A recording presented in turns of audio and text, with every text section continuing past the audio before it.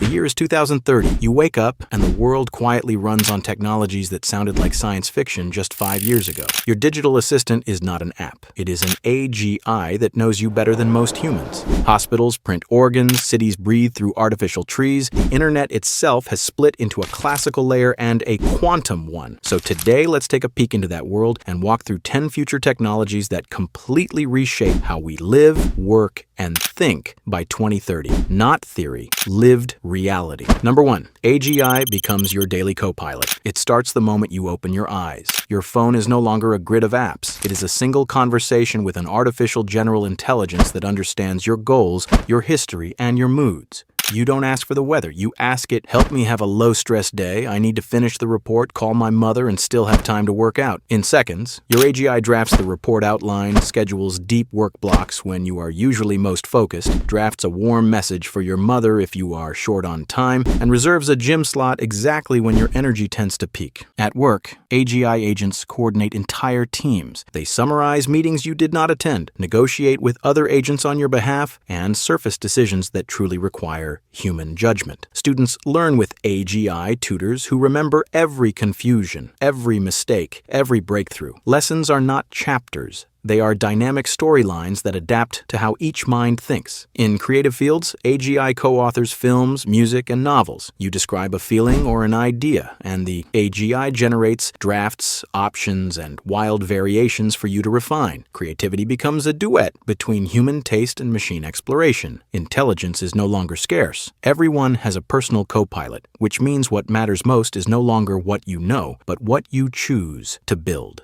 Number 2. Cancers and major diseases are finally cornered. Hospitals will feel different. Patients do not wait months for vague results. They sit in quiet diagnostic rooms where non-invasive scanners sweep their bodies, and AI models compare that data against billions of other cases. Cancers are often spotted at stage 0, before pain, before fatigue, or anything feels wrong. Treatment plans are no longer generic. Your entire genetic profile, lifestyle data, sleep patterns, and even the microbes in your gut are fed into medical AI systems. In minutes, they design a therapy tailored to your body, not to an average. In oncology centers, robot arms prepare infusion bags that contain exactly what your cells need. Side effects shrink, recovery times shorten, survival rates climb, and this extends beyond cancer. AI models trained on millions of brain scans detect Alzheimer's years before memory visibly slips. Heart issues are predicted from tiny changes in your smartwatch signals. Rare diseases that once took a decade to diagnose are identified in days. Doctors won't disappear, they become conductors, orchestrating a symphony of AI systems, lab robots, and human care. People still get sick, bodies are still fragile, but medicine in 2030 finally feels proactive instead of reactive. Illness is no longer an unpredictable storm. It is a pattern we can see and intercept. Number 3. 3D printed organs change what it means to wait. Walk into a major hospital and look at the basement. Where there used to be storage rooms, there is now the organ lab. Rows of bioprinters hum quietly. Inside each one, a scaffold shaped like a kidney, a liver, or a heart is being layered with living cells. These cells are not from random donors. They are from the patient. For someone with liver failure, the process does not start with a desperate wait for a call. It starts with a biopsy. Doctors collect healthy cells, reprogram them into stem cells, and feed them into the printer. Layer by layer, the machine builds a living organ that matches the patient's body. No more lifelong immunosuppressant drugs. No more gambling on donor compatibility. No more tragic stories of a plane arriving too late with an organ in a cooler. Surgical teams rehearse the transplant on a digital twin of the patient's body. They simulate every cut, every stitch, every risk before they ever touch the real one. In sports medicine clinics, worn-out cartilage and damaged ligaments are repaired with custom-printed tissue. In pediatric hospitals, children born with defects receive organs that grow with them instead of fighting against them. The most powerful change is emotional. Waiting for an organ used to mean waiting in fear, watching the clock run out. In 2030, the clock still matters, but the default expectation has flipped. When something fails, we do not just hope for a miracle. We print a solution. Number 4, quantum computing becomes a button in the cloud. If you are not a physicist, you never touch a qubit directly. You log into the same cloud platforms you have always used. Somewhere behind the scenes, classical data centers route your hardest problems to a quantum backend. A startup working on new batteries runs a simulation that used to take months on the best supercomputers. The result returns in hours. The chemistry of exotic materials is no longer a blur of approximations. It is specific, simulated, and searchable. Climate scientists run complex models of entire weather systems at resolutions that used to be impossible. They explore thousands of what-if policy changes and see which ones actually bend warming curves. Pharmaceutical companies ask quantum solvers to explore the shape of proteins and molecules in ways classic computers struggled with. Drug discovery timelines compress.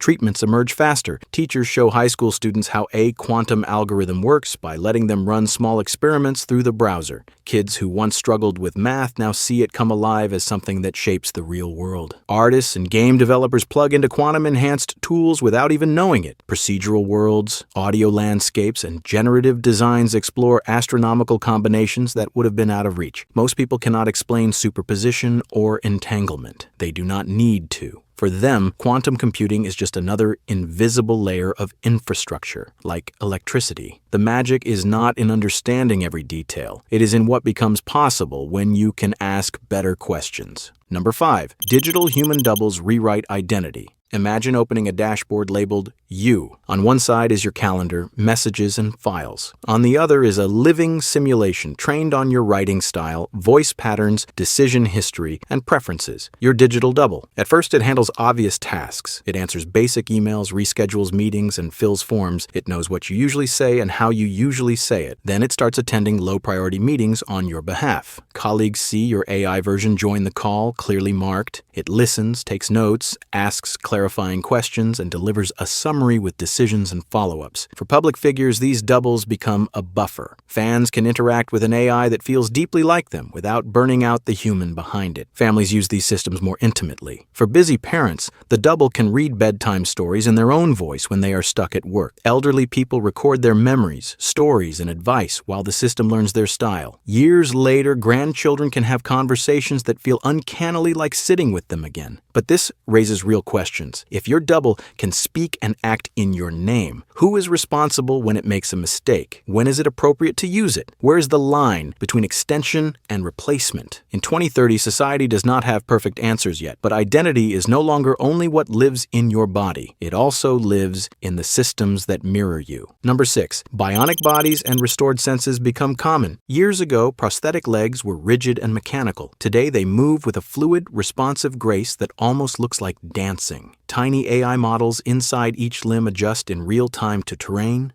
speed, and balance. A person thinks about moving forward and the leg responds instantly. Electrodes listen to neural signals and translate them. Sensors in the foot send feedback, so the brain slowly rebuilds a sense of touch. Across town, a woman who lost her vision in her 20s walks through a crowded market with ease. A pair of lightweight glasses captures the scene, and an AI system narrates it into her ear. Not just car or person. It describes colors, expressions, and gestures. Bionic eyes, for those who can use them, convert light into signals for the brain. Where there was once darkness, there are now shapes, patterns, and eventually faces. The built environment has adapted. Curb cuts broadcast invisible signals that prosthetics can read. Smart crosswalks talk directly to mobility aids, letting them know when it is safe. Public transit systems share data with navigation apps tailored to each person's abilities. It is not perfect. There are still repairs, breakdowns, and frustrating moments, but disability is less about what a person cannot do and more about how well their tools and environment support them. In 2030, bodies come in many configurations. The important part is that technology quietly fills in gaps, so more people get to live the life they imagined. Number 7.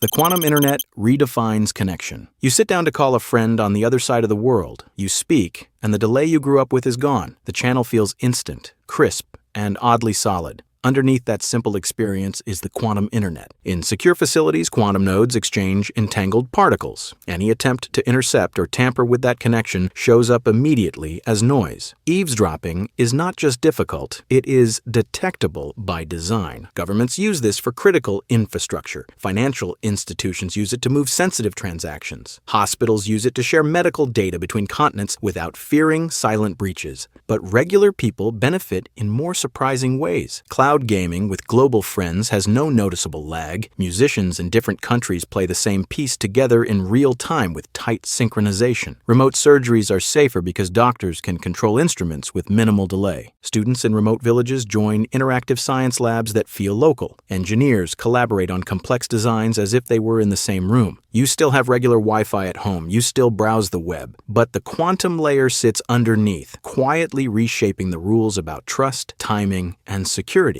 In a world where information can be faked, edited, and cloned, the biggest change is psychological. People begin to trust certain channels not because of brand promises, but because the physics underneath makes cheating very hard. Number 8, AI-powered crime forces. A new reality check. Of course, not every use of these tools is uplifting. A teenager receives a frantic message from her mother asking for urgent money. The voice note sounds exactly right. The texting style is perfect. The caller ID matches, and she almost sent the money. Almost. What stops her is a habit that has become common in 2030. She opens a verification app that checks the call in real time. The system flags subtle artifacts that suggest the voice is synthetic. It cross-checks her mother's actual location, which does not match the story. Behind the scenes, criminal gangs run AI systems that scan social media, generate hyper-personalized scams, and deploy swarms of deepfake calls. Some models write malware that evolves faster than classic antivirus tools can keep up. Fake news operations spin up realistic videos of politicians saying things they never said. Synthetic protests appear online. Markets twitch and tremble from false rumors. Law enforcement responds with its own AI. Systems watch for suspicious patterns in transaction networks, detect cloned voices, and analyze video for tiny inconsistencies in lighting and motion. Companies adopt zero-trust policies. People learn verification rituals. Families agree on safe words. Schools teach students how to interrogate information, not just consume it. The future is not only brighter, it is sharper, more dangerous, and more demanding of critical thinking. The cost of believing the wrong thing has never been higher, which means the skill of asking, "Is this real?" becomes as fundamental as reading.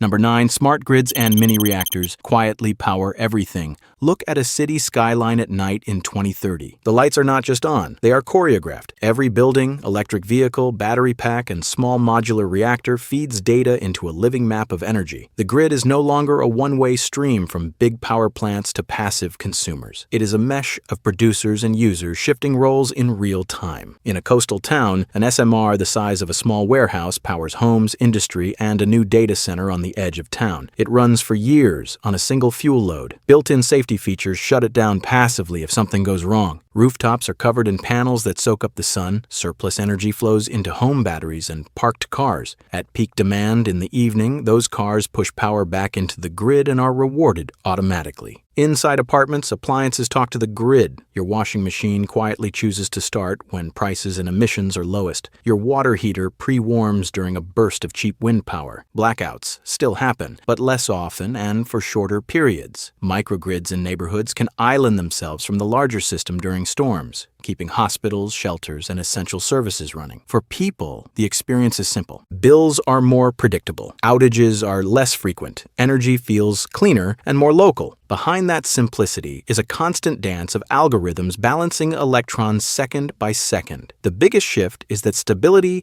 is no longer a fragile miracle. It is a controlled, intelligent process. Number 10. Artificial trees and carbon removal become part of the skyline. You walk through a park that did not exist in your childhood. The grass is real, the people are real. The tall, sleek towers rising between the trees are not sculptures, they are artificial trees. Inside each column, fans pull in air, filters capture carbon dioxide and other pollutants. Chemical processes lock that carbon away in forms that can be stored underground or turned into useful materials. On hot days, these machines help cool the surrounding streets. They release cleaner air and create pockets of comfort where people naturally gather. Across the city, walls are coated in carbon-absorbing materials. Pavements and building facades gradually darken as they bind carbon into their structure. Some highways are lined with sound barriers that double as carbon capture units. Beyond urban areas, giant direct air capture plants operate near renewable energy farms. They work slowly and steadily, removing carbon faster than society adds it in certain regions. Farmers take part too. Regenerative agriculture methods increase the carbon stored in soil. Coastal communities restore mangroves and seagrass that soak up carbon while protecting against storms. No single solution is enough. Planes still fly. Factories still run. People still consume, but by 2030 the story has shifted. The atmosphere is not just a dumping ground, it is something we actively manage. Carbon removal becomes as normal as waste collection. The planet finally feels like something humans maintain, not just inhabit.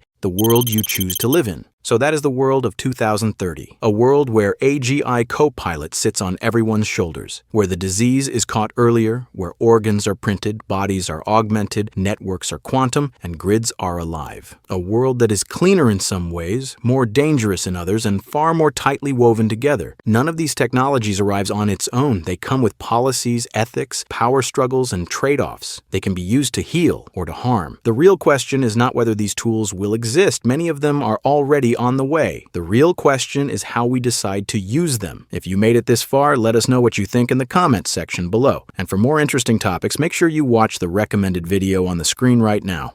Thanks for watching.